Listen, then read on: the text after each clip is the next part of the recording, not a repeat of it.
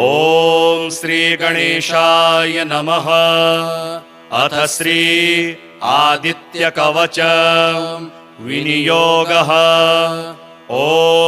अस्य श्रीमदादित्य कवच स्तोत्र महामन्त्रस्य याज्ञवल्क्यो महर्षिः अनुष्टुप् जगति छन्दसि घृणिरिति बीजं सूर्य इति शक्तिः आदित्य इति कीलकम् श्री सूर्य नारायण प्रीत्यर्थे पाठे विनियोगः। उदयाचलमागत्य वेदरूपमनामयम् तुष्टाव परया भक्त्या वालखिल्यादिभिर्वृतम् देवासुरैः सदा वन्द्यम् ग्रहैश्च परिवेष्टितम् ध्यायन् स्तुवन् पठन् नाम यः सूर्यकवचम् सदा घृणिः पातु शिरो देशम् सूर्यः फालं च भातु मे आदित्यो लोचने पातु श्रुति पातु प्रभाकरः घ्राणं पातु सदा भानुः अर्कः पातु मुखं तथा जिह्वां पातु जगन्नाथः कंठं पातु विभावसुः स्कन्दः ग्रहपतिः पातु भुजौ पातु प्रभाकरः अहस्करः पातु हस्तौ हृदयं पातु भानुमान् मध्यं च पातु सप्ताश्वो नाभिं पातु नभो मणिः द्वादशात्मा कटिं पातु सविता पातु सृक्किणी ऊरो पातु सुरश्रेष्ठो जानुनी पातु भास्करः जङ्घे पातु च मार्ताण्डो गलं पातु तुषां पतिः पादौ बध्नः सदा पातु मित्रोऽपि सकलं वपुः वेदत्रयात्मक स्वामिन् नारायण जगतपते अयातयामं तं कञ्चिद् वेदरूपः प्रभाकरः स्तोत्रेणानेन सन्तुष्टो वालखिल्यादिभिर्वृतः साक्षाद् वेदमयो देवो रथारूढः समागतः तं दृष्ट्वा सहसोत्थाय दण्डवत प्रणमन् भुवि कृताञ्जलिपुटो भूत्वा सूर्यस्याग्रे स्थितस्तदा वेदमूर्तिर्महाभागो ज्ञानदृष्टिर्विचार्य च ब्रह्मणा स्थापितं पूर्वं यातयाम विवर्जितं सत्त्वप्रधानं शुक्लाख्यं वेदरूपमनामयं शब्दब्रह्ममयं वेदं सत्कर्म ब्रह्मवाचकं मुनिमध्यापयामास प्रथमं सविता स्वयं तेन प्रथमदत्तेन वेदेन परमेश्वरः याज्ञवल्क्यो मुनिश्रेष्ठः कृतकृत्यो भवत्तदा ऋगादि सकलान् वेदान् ज्ञातवान् सूर्यसन्निधौ इदं प्रोक्तं महापुण्यं पवित्रं पापनाशनं यः पठे शृणुयाद्वापि सर्वपापैः प्रमुच्यते वेदार्थ ज्ञान संपन्न सूर्यलोकमवाप्नुयात्। श्री सूर्य कवच स्तोत्रम्। याज्ञवल्क्य उवाच शृणुष्व मुनिशार्दूल सूर्यस्य कवचं शुभं शरीरारोग्यदं दिव्यं सर्वसौभाग्यदायकं देदीप्यमानमुकुटं स्फुरन्मकरकुण्डलं ध्यात्वा सहस्रकिरणं स्तोत्रमेतदुदीरयेत्। शिरो मे भास्करः पातु ललाटं मे मितद्युतिः नेत्रे दिनमणिः पातु श्रवणे वासरेश्वरः घ्राणं घर्मघृणिः पातु वदनं वेदवाहनः जिह्वां मे मानदः पातु कंठं मे सुरवन्दितः स्कन्धौ प्रभाकरः पातु वक्ष्यः पातु जनप्रियः पातु पादौ द्वादशात्मा सर्वाङ्गं सकलेश्वरः सूर्यरक्ष्यात्मकं स्तोत्रं लिखित्वा भूर्जपत्रके दधाति यः करे तस्य वशगाः सर्वसिद्धयः सुस्नातो यो जपेत् सम्यग् योधीते स्वस्थमानसः सरोगमुक्तो दीर्घायुः सुखं पुष्टिं च विन्दति। उदयाचलमागत्य वेदरूपमनामयम् तुष्टाव परया भक्त्या वालखिल्यादिभिर्वृतम् देवासुरैः सदा वन्द्यम् ग्रहैश्च परिवेष्टितम् ध्यायन् स्तुवन् पठन् नाम यः सूर्यकवचं सदा घृणिः पातु शिरो देशम् सूर्यः फालं च भातु मे आदित्यो लोचने पातु श्रुति पातु प्रभाकरः घ्राणं पातु सदा भानुः अर्कः पातु मुखं तथा जिह्वां पातु जगन्नाथः कण्ठं पातु विभावसुः स्कन्दः गृहपतिः पातु भुजौ पातु प्रभाकरः अहस्करः पातु हस्तौ हृदयं पातु भानुमान् मध्यं च पातु सप्ताश्वो नाभिं पातु नभोमणिः द्वादशात्मा कटिं पातु सविता पातु सृक्किणी ऊरू पातु सुरश्रेष्ठो जानुनी पातु भास्करः जङ्घे पातु च मार्ताण्डो गलं पातु त्विषाम्पतिः पादौ बध्नः सदा पातु मित्रोऽपि सकलं वपुः वेदत्रयात्मकस्वामिन् नारायण जगतपते अयातयामं तं कञ्चिद् वेदरूपः प्रभाकरः स्तोत्रेणानेन सन्तुष्टो वालखिल्यादिभिर्वृतः साक्षाद् वेदमयो देवो रथारूढः समागतः तं दृष्ट्वा सहसोत्थाय दण्डवत प्रणमन् भुवि कृताञ्जलिपुटो भूत्वा सूर्यस्याग्रे स्थितस्तदा वेदमूर्तिर्महाभागो ज्ञानदृष्टिर्विचार्य च ब्रह्मणा स्थापितं पूर्वं यातयाम विवर्जितं सत्त्वप्रधानं शुक्लाख्यं वेदरूपमनामयं शब्दब्रह्ममयं वेदं सत्कर्म ब्रह्मवाचकं मुनिमध्यापयामास प्रथमं सविता स्वयं तेन प्रथमदत्तेन वेदेन परमेश्वरः याज्ञवल्क्यो मुनिश्रेष्ठः कृतकृत्यो भवत्तदा ऋगादिसकलान् वेदान् ज्ञातवान् सूर्यसन्निधौ इदं प्रोक्तं महापुण्यं पवित्रं पापनाशनं यः पठे शृणुयाद्वापि सर्वपापैः प्रमुच्यते वेदार्थ ज्ञान संपन्न सूर्यलोकमवाप्नुयात् श्री सूर्यकवच स्तोत्रम् याज्ञवल्क्य उवाच शृणुष्व मुनिशार्दूल सूर्यस्य कवचं शुभं शरीरारोग्यदं दिव्यं सर्वसौभाग्यदायकं देदीप्यमानमुकुटं स्फुरन्मकरकुण्डलं ध्यात्वा सहस्रकिरणं स्तोत्रमेतदुदीरयेत् शिरो मे भास्करः पातु ललाटं मे मितद्युतिः नेत्रे दिनमणिः पातु श्रवणे वासरेश्वरः घ्राणं घर्मघृणिः पातु वदनं वेदवाहनः जिह्वां मे मानदः पातु कण्ठं मे सुरवन्दितः स्कन्धौ प्रभाकरः पातु वक्ष्यः पातु जनप्रियः पातु पादौ द्वादशात्मा सर्वाङ्गं सकलेश्वरः सूर्यरक्ष्यात्मकं स्तोत्रं लिखित्वा भूर्जपत्रके दधाति यः करे तस्य वशगाः सर्वसिद्धयः सुस्नातो यो जपेत् सम्यग् योधीते स्वस्थमानसः सरोगमुक्तो दीर्घायुः सुखं पुष्टिं च विन्दति उदयाचलमागत्य वेदरूपमनामयम् तुष्टाव परया भक्त्या वालखिल्यादिभिर्वृतम् देवासुरैः सदा वन्द्यं ग्रहैश्च परिवेष्टितम् ध्यायन् स्तुवन् पठन् नाम यः सूर्यकवचं सदा घृणिः पातु शिरो देशं सूर्यः फालं च भातु मे आदित्यो लोचने पातु श्रुति पातु प्रभाकरः घ्राणं पातु सदा भानुः अर्कः पातु मुखं तथा जिह्वां पातु जगन्नाथः कण्ठं पातु विभावसुः स्कन्दः गृहपतिः पातु भुजौ पातु प्रभाकरः अहस्करः पातु हस्तौ हृदयं पातु भानुमान् मध्यं च पातु सप्ताश्वो नाभिं पातु नभोमणिः द्वादशात्मा कटिं पातु सविता पातु सृक्किणी ऊरू पातु सुरश्रेष्ठो जानुनी पातु भास्करः जङ्घे पातु च मार्ताण्डो गलं पातु त्विषाम्पतिः पादौ बध्नः सदा पातु मित्रोऽपि सकलं वपुः वेदत्रयात्मकस्वामिन् नारायण जगतपते अयातयामं तं कञ्चिद् वेदरूपः प्रभाकरः स्तोत्रेणानेन सन्तुष्टो वालखिल्यादिभिर्वृतः साक्षाद् वेदमयो देवो रथारूढः समागतः तं दृष्ट्वा सहसोत्थाय दण्डवत प्रणमन् भुवि कृताञ्जलिपुटो भूत्वा सूर्यस्याग्रे स्थितस्तदा वेदमूर्तिर्महाभागो ज्ञानदृष्टिर्विचार्य च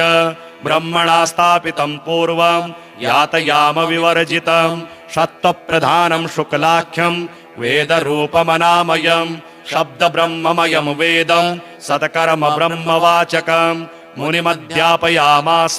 प्रथमं सविता स्वयं तेन प्रथमदत्तेन वेदेन परमेश्वरः याज्ञवल्क्यो मुनिश्रेष्ठः कृतकृत्यो भवत्तदा ऋगादिसकलान् वेदान् ज्ञातवान् सूर्यसन्निधौ इदं प्रोक्तं महापुण्यं पवित्रं पापनाशनं यः पठे शृणुयाद्वापि सर्वपापैः प्रमुच्यते वेदार्थ ज्ञान संपन्न सूर्यलोकमवाप्नुयात्। श्री सूर्यकवच स्तोत्रम्। याज्ञवल्क्य उवाच शृणुष्व मुनिशार्दूल सूर्यस्य कवचं शुभम् शरीरारोग्यदं दिव्यं सर्वसौभाग्यदायकं देदीप्यमानमुकुटं स्फुरन्मकरकुण्डलं ध्यात्वा सहस्रकिरणं स्तोत्रमेतदुदीरयेत्। शिरो मे भास्करः पातु ललाटं मे मितद्युतिः नेत्रे दिनमणिः पातु श्रवणे वासरेश्वरः घ्राणं घर्मघृणिः पातु वदनं वेदवाहनः जिह्वां मे मानदः पातु कंठं मे सुरवन्दितः स्कन्धौ प्रभाकरः पातु वक्ष्यः पातु जनप्रियः पातु पादौ द्वादशात्मा सर्वाङ्गं सकलेश्वरः सूर्यरक्ष्यात्मकं स्तोत्रं लिखित्वा भूर्जपत्रके दधाति यः करे तस्य वशगाः सर्वसिद्धयः सुस्नातो यो जपेत् सम्यग् योधीते स्वस्थमानसः सरोगमुक्तो दीर्घायुः सुखं पुष्टिं च विन्दति। उदयाचलमागत्य वेदरूपमनामयं तुष्टाव परया भक्त्या वालखिल्यादिभिर्वृतं देवासुरैः सदा वन्द्यं ग्रहेश्च परिवेष्टितं ध्यायन् स्तुवन् पठन् नाम यः सूर्यकवचं सदा घृणिः पातु शिरोदेशं सूर्यः फालं च भातु मे आदित्यो लोचने पातु श्रुति पातु प्रभाकरः घ्राणं पातु सदा भानुः अर्कः पातु मुखं तथा जिह्वां पातु जगन्नाथः कंठं पातु विभावसुः स्कन्धः गृहपतिः पातु भुजौ पातु प्रभाकरः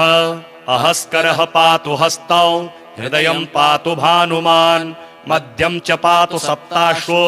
नाभिं पातु नभो मणिः द्वादशात्मा कटिं पातु सविता पातु सृक्किणी ऊरू पातु सुरश्रेष्ठो जानुनी पातु भास्करः जङ्घे पातु च मार्ताण्डो गलं पातु त्विषाम्पतिः पादौ बध्नः सदा पातु मित्रोऽपि सकलं वपुः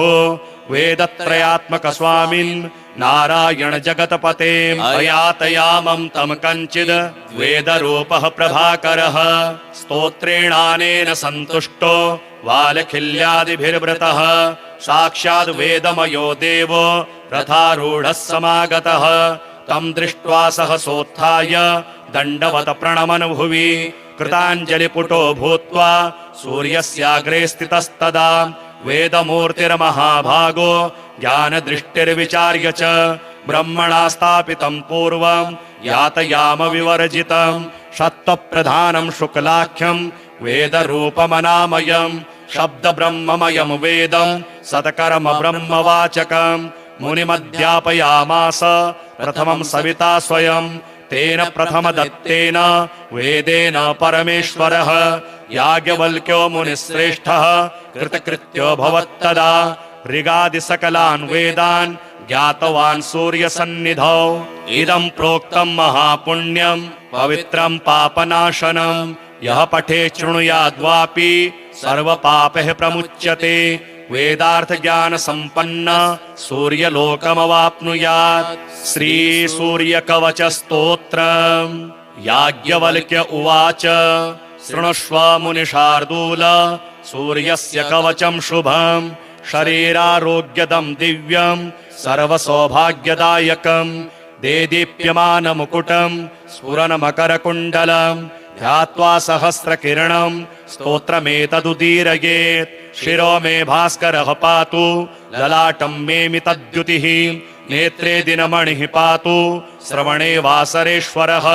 घ्राणं घर्मघृणिः पातु वदनं वेदवाहनः जिह्वां मे मानदः पातु कंठं मे सुरवन्दितः स्कन्धौ प्रभाकरः पातु वक्ष्यः पातु जनप्रियः पातु पादौ द्वादशात्मा सर्वाङ्गं सकलेश्वरः सूर्यरक्ष्यात्मकं स्तोत्रं लिखित्वा भूर्जपत्रके दधाति यः करे तस्य वशगाः सर्वसिद्धयः सुस्नातो यो जपेत् सम्यग् योधीते स्वस्थमानसः सरोगमुक्तो दीर्घायुः सुखं पुष्टिं च विन्दति उदयाचलमागत्य वेदरूपमनामयम् तुष्टाव परया भक्त्या वालखिल्यादिभिर्वृतम् देवासुरैः सदा वन्द्यम् ग्रहेश्च परिवेष्टितम् ध्यायन् स्तुवन् पठन् नाम यः सूर्यकवचं सदा कृणिः पातु शिरो देशम् सूर्यः फालं च भातु मे आदित्यो लोचने पातु श्रुति पातु प्रभाकरः घ्राणं पातु सदा भानुः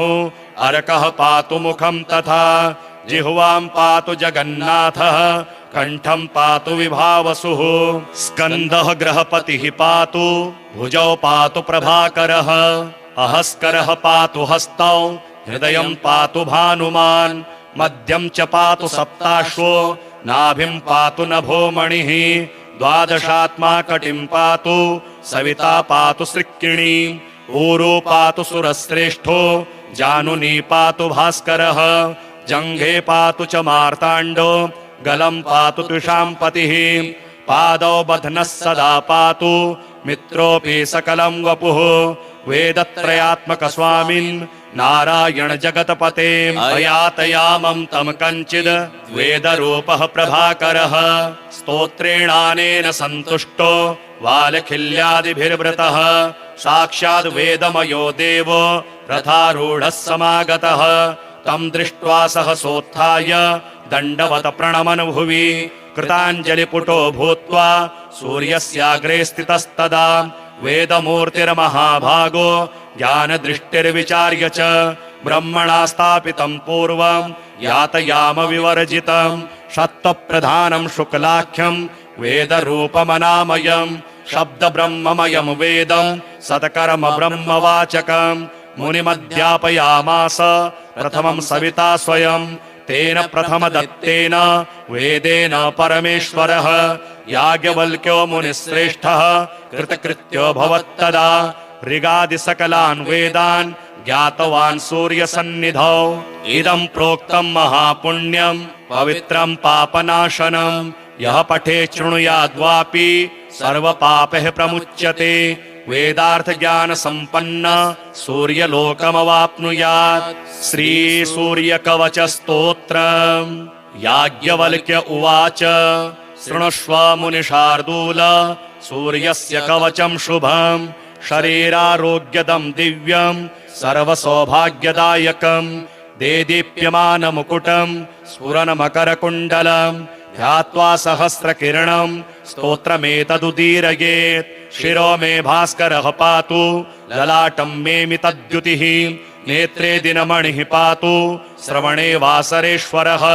घ्राणं घर्मघृणिः पातु वदनं वेदवाहनः जिह्वां मे मानदः पातु कंठं मे सुरवन्दितः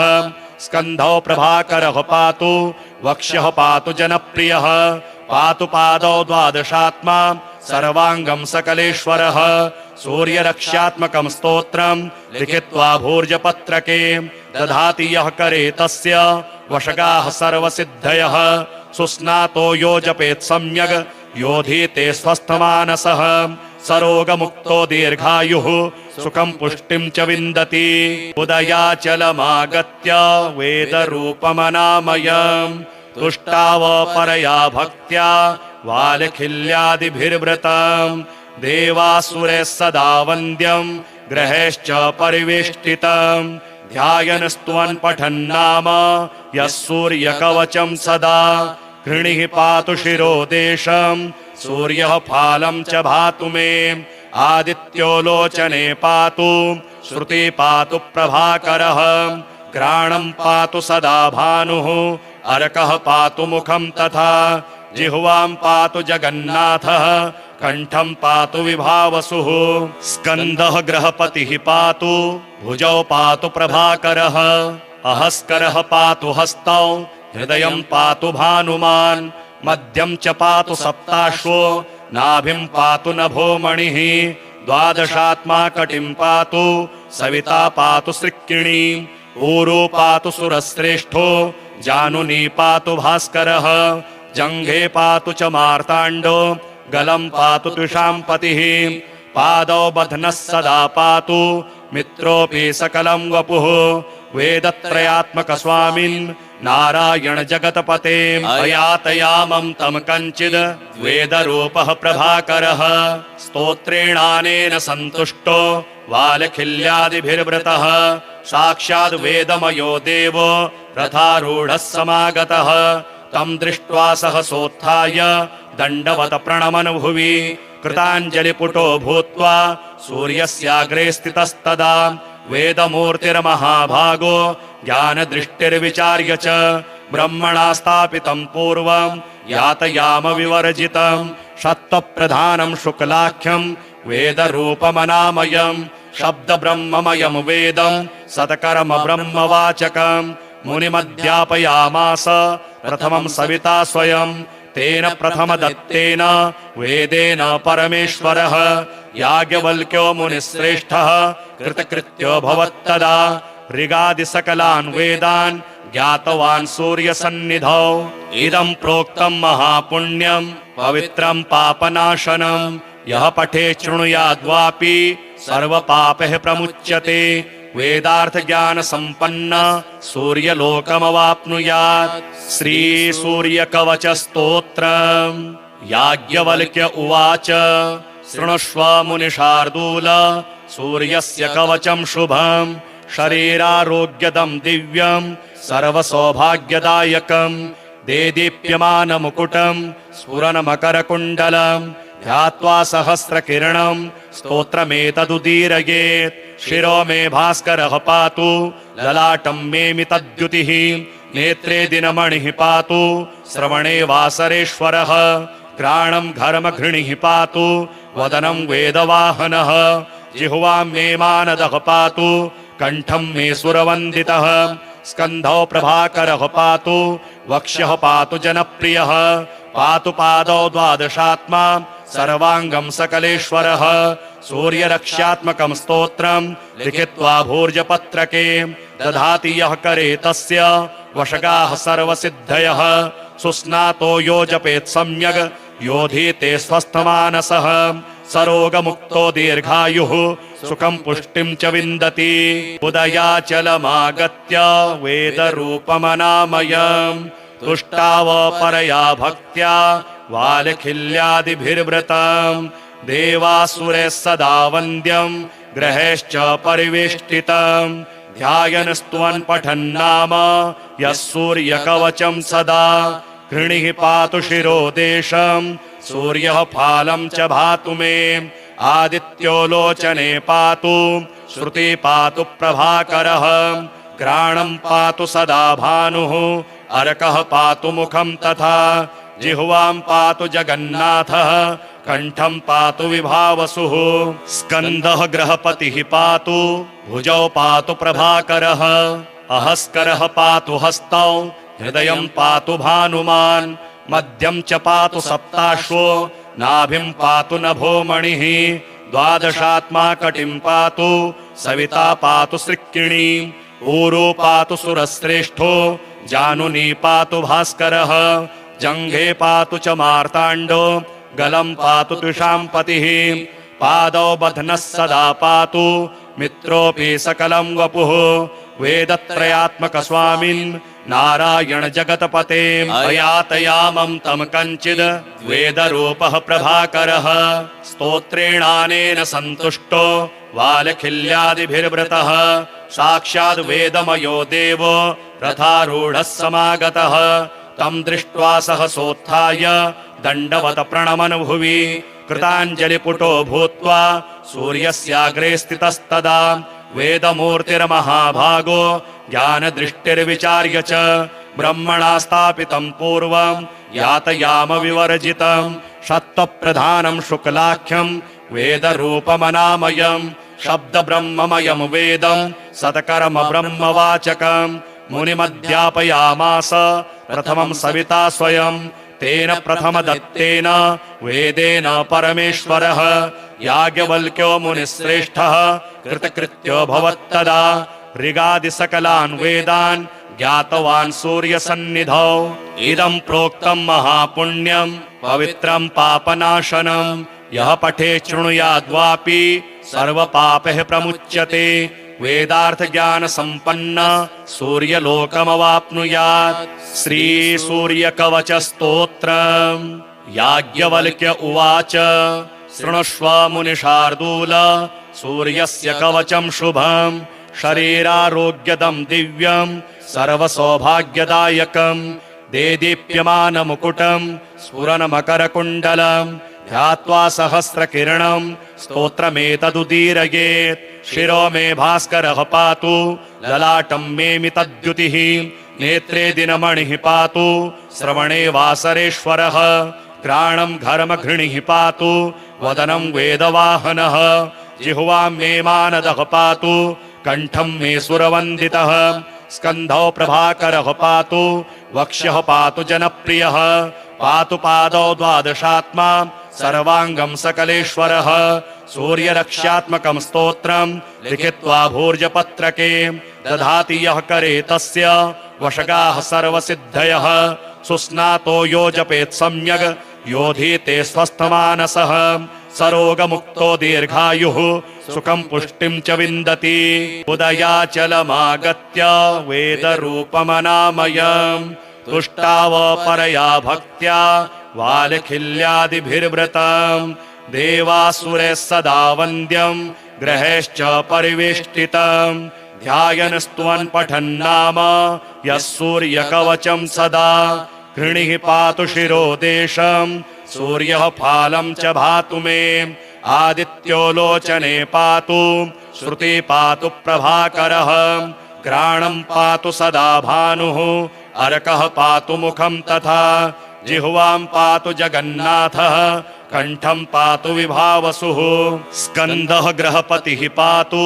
भुजौ पातु प्रभाकरः अहस्करः पातु हस्तौ हृदयं पातु भानुमान् मध्यं च पातु सप्ताश्वो नाभिं पातु नभोमणिः द्वादशात्मा कटिं पातु सविता पातु सृक्किणी ऊरू पातु सुरश्रेष्ठो जानुनी पातु भास्करः जङ्घे पातु च मार्ताण्डो गलं पातु तुषाम्पतिः पादौ बध्नः सदा पातु मित्रोऽपि सकलं वपुः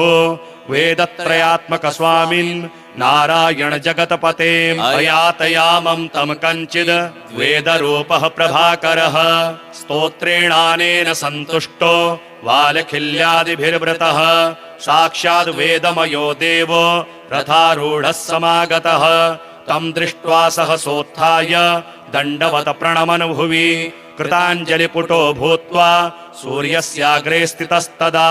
वेदमूर्तिर्महाभागो ज्ञानदृष्टिर्विचार्य च ब्रह्मणा स्थापितं पूर्वं यातयाम विवर्जितं सत्त्वप्रधानं शुक्लाख्यं वेदरूपमनामयं शब्दब्रह्ममयं वेदं सत्कर्म ब्रह्मवाचकं मुनिमध्यापयामास प्रथमं सविता स्वयं तेन प्रथमदत्तेन वेदेन परमेश्वरः याज्ञवल्क्यो मुनिश्रेष्ठः कृतकृत्यो भवत्तदा ऋगादिसकलान् वेदान् ज्ञातवान् सूर्यसन्निधौ इदं प्रोक्तं महापुण्यं पवित्रं पापनाशनं यः पठे शृणुयाद्वापि सर्वपापैः प्रमुच्यते वेदार्थ ज्ञान संपन्न सूर्यलोकमवाप्नुयात्। श्री सूर्यकवच स्तोत्रम्। याज्ञवल्क्य उवाच शृणुष्व मुनिशार्दूल सूर्यस्य कवचं शुभं शरीरारोग्यदं दिव्यं सर्वसौभाग्यदायकं देदीप्यमानमुकुटं स्फुरन्मकरकुण्डलं ध्यात्वा सहस्रकिरणं स्तोत्रमेतदुदीरयेत्। शिरो मे भास्करः पातु ललाटं मे मितद्युतिः नेत्रे दिनमणिः पातु श्रवणे वासरेश्वरः घ्राणं घर्मघृणिः पातु वदनं वेदवाहनः जिह्वां मे मानदः पातु कंठं मे सुरवन्दितः स्कन्धौ प्रभाकरः पातु वक्ष्यः पातु जनप्रियः पातु पादौ द्वादशात्मा सर्वांगं सकलेश्वरः सूर्यरक्ष्यात्मकं स्तोत्रं लिखित्वा भूर्जपत्रके दधाति यः करे तस्य वशगाः सर्वसिद्धयः सुस्नातो यो जपेत् सम्यग् योधीते स्वस्थमानसः सरोगमुक्तो दीर्घायुः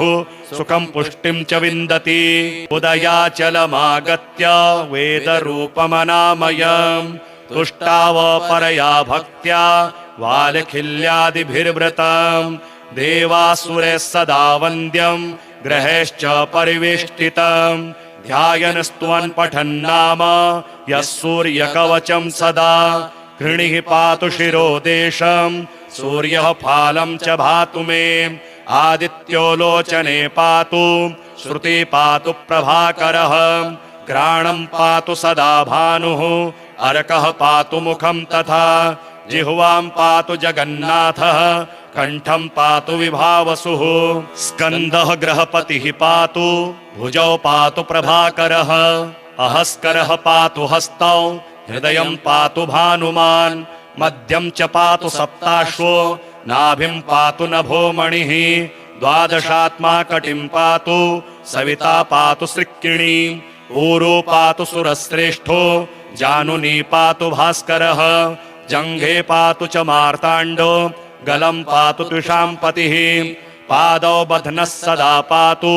मित्रोऽपि सकलं वपुः वेदत्रयात्मक स्वामिन् नारायण जगतपते अयातयामं तं कञ्चिद् वेदरूपः प्रभाकरः स्तोत्रेणानेन सन्तुष्टो वालखिल्यादिभिर्व्रतः साक्षाद् वेदमयो देवो रथारूढः समागतः तं दृष्ट्वा सहसोत्थाय दण्डवत प्रणमन् भुवि कृताञ्जलिपुटो भूत्वा सूर्यस्याग्रे स्थितस्तदा वेदमूर्तिर्महाभागो ज्ञानदृष्टिर्विचार्य च ब्रह्मणा स्थापितं पूर्वं यातयाम विवर्जितं सत्त्वप्रधानं शुक्लाख्यं वेदरूपमनामयं शब्दब्रह्ममयं वेदं सत्कर्म ब्रह्मवाचकं मुनिमध्यापयामास प्रथमं सविता स्वयं तेन प्रथमदत्तेन वेदेन परमेश्वरः याज्ञवल्क्यो मुनिश्रेष्ठः कृतकृत्यो भवत्तदा ऋगादिसकलान् वेदान् ज्ञातवान् सूर्यसन्निधौ इदं प्रोक्तं महापुण्यं पवित्रं पापनाशनं यः पठे शृणुयाद्वापि सर्वपापैः प्रमुच्यते वेदार्थ ज्ञान संपन्न सूर्यलोकमवाप्नुयात् श्री सूर्यकवच स्तोत्रम् याज्ञवल्क्य उवाच शृणुष्व मुनिशार्दूल सूर्यस्य कवचं शुभम् शरीरारोग्यदं दिव्यं सर्वसौभाग्यदायकं देदीप्यमानमुकुटं स्फुरन्मकरकुण्डलं ध्यात्वा सहस्रकिरणं स्तोत्रमेतदुदीरयेत् शिरो मे भास्करः पातु